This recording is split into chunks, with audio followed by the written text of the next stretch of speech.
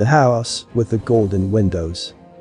The little girl lived in a small, very simple, poor house on a hill, and as she grew, she would play in the small garden, and as she grew she was able to see over the garden fence and across the valley to a wonderful house high on the hill. And this house had golden windows, so golden and shining that the little girl would dream of how magic it would be to grow up and live in a house with golden windows instead of an ordinary house like hers.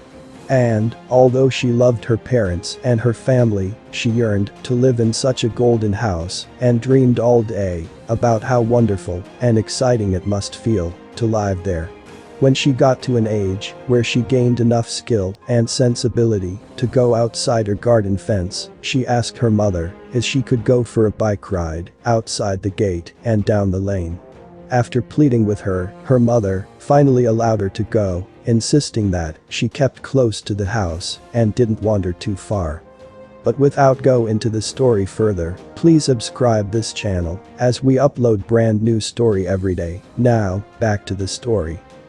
The day was beautiful, and the little girl knew exactly where she was heading.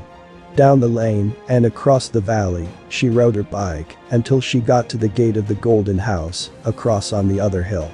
As she dismounted her bike and leant it against the gate post, she focused on the path that led to the house and then on the house itself, and was so disappointed as she realized all the windows were plain and rather dirty, reflecting nothing other than the sad neglect of the house that stood derelict. So sad, she didn't go any further and turned, heartbroken, as she remounted her bike. As she glanced up, she saw a sight to amaze her. There across the way on her side of the valley was a little house, and its windows glistened golden as the sun shone on her little home.